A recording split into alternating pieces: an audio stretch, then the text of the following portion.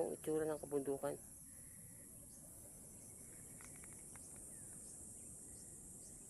Mayroon na pong tumutubo. Yun na po yung mga damo na yan. Palay na po yan. Yan po yan. Tumutubo na po. Mga palay na po yan. Mga ganyan. Mga palay na po yan.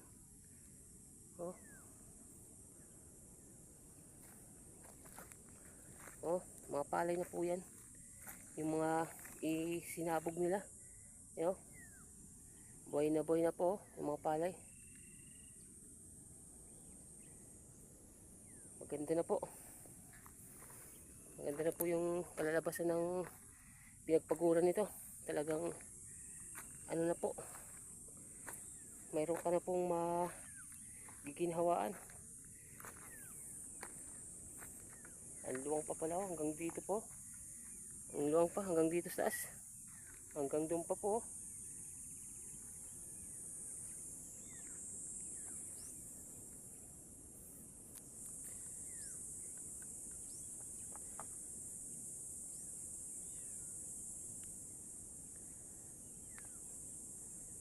Luwang po.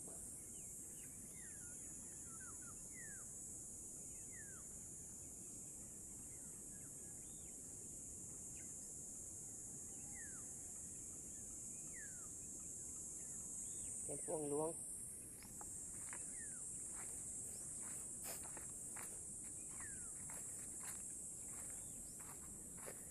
Yan po ang itsura.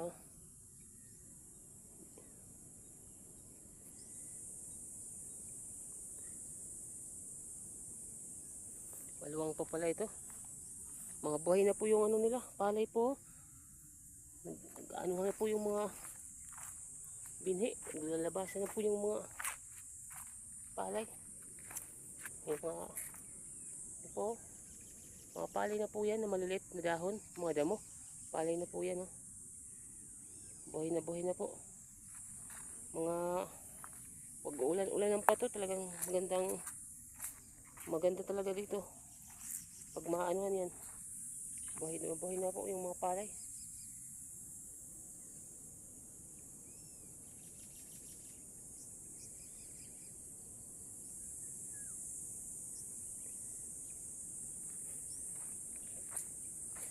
Hanggang dito pa po. Ang luwang pa po to. Hanggang dito pa. Layo pa pala dito. Hanggang dun.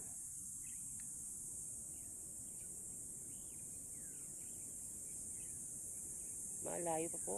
Maluwang ang nataniman nila.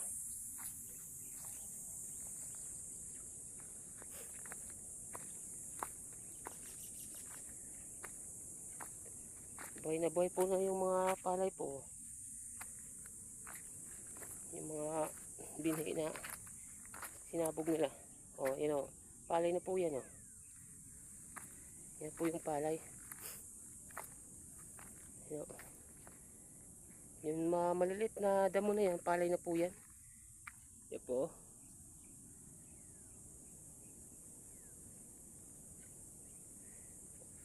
Hanggang ganyan, buhay na po. Yan.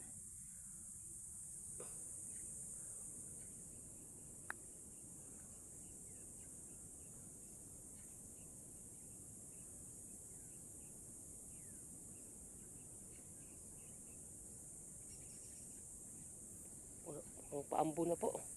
Baka tayo maabutan, mabasa ang ating kahit luma na cellphone, pwede pa rin ito magamit. Baka tayo maabutan. Bababa na po tayo, pauwi na po tayo para baka tayo maabutan ng ulan.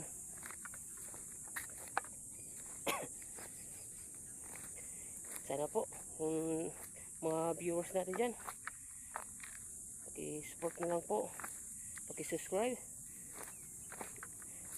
at paki-like, paki-share na rin po, paki-comment na rin po sa comment section para po marami pa tayong ma-vlog na mga tulad po nito, yung gawaing mga gawang magsasakang masipag para lang po sa kinabukasan ng ating mga kababayan. Makakain kasi nito ng mga kababayan kung mabibili nila to o makakain nila to, kasi pag walang magsaka, walang bigas, di ba?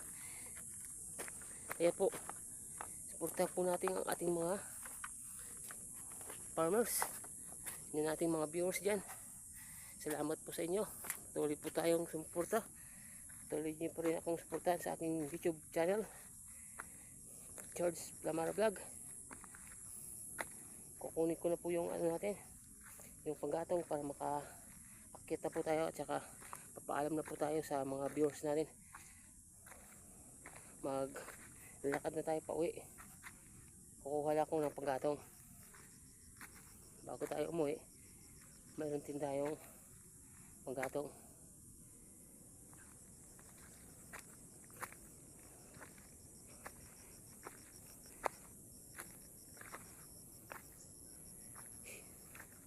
Kukunin ko lang yung panggatong.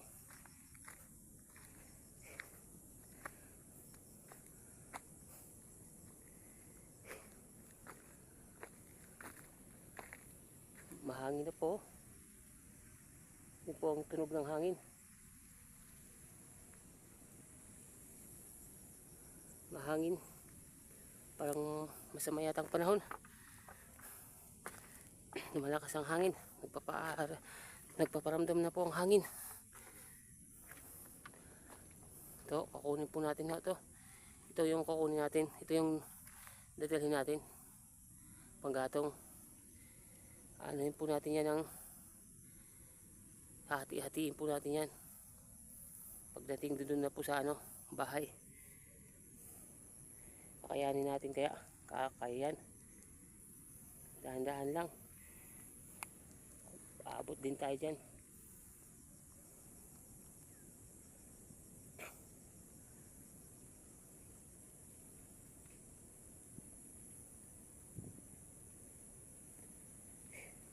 Tatagain po natin. Kasi medyo mahaba siya. Para po hindi mabigat.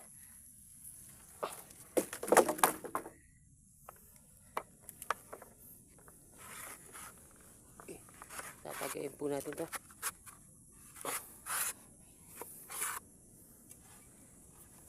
Ano natin kasi, babawasan natin.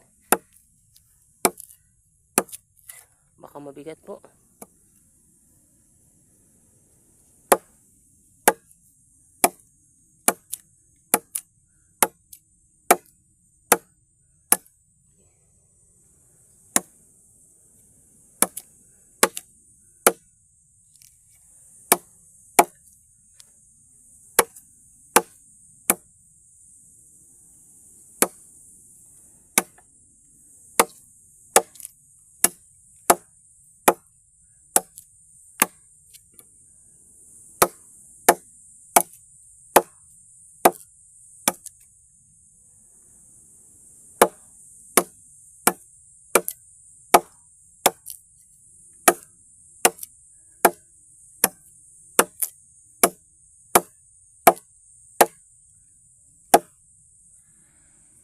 Patayin po muna natin to kasi parang umuulan na po. Yan po. Parang sinimento po.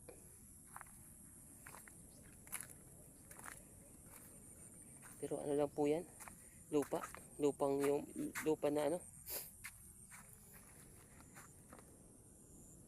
lupa na matigas na makinis. Balik po tayo. Akyat po tayo doon. Tingnan po natin.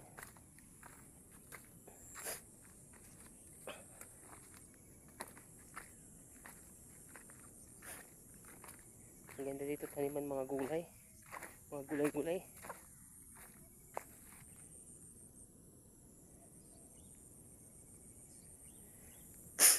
Sinisip ko na po tayo sa ating pag-vlog para po tayo makabigay ng saya sa ating mga viewers.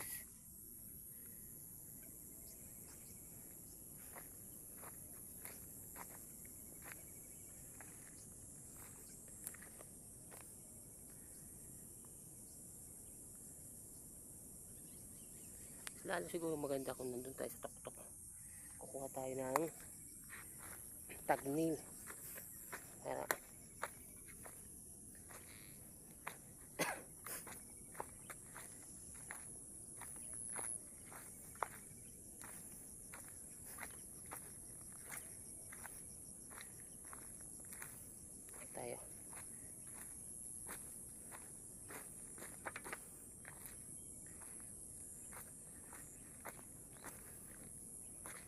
tayo sa tuktok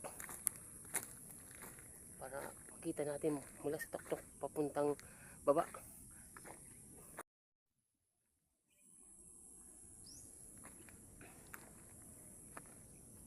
Punta tayo ng tuktok.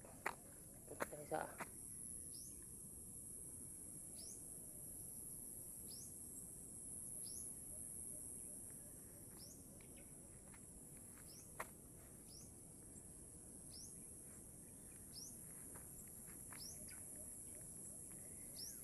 mga ganito pong trabaho. Ano po lang to, yung mga trabahong masipag at saka sanay sa dito sa probinsya, sanay sa bundok sa pagtatanim ng ganito. Kasi pag hindi ka sanay, talagang ayaw-ayawin mo talaga itong trabaho. Pero pag sanay ka na at saka dito ka na talaga na sasanay, dito ka na nanirahan, dito ka na pinagkukunan mo ng hapbuhay, masarap din. Hindi mo inintala yung pagod. Naano na po yung mga binhi, parang tumutubo na po. Meron na pong ilan-ilan tumutubo na yung mga binhi. Yan po. Ito po tayo.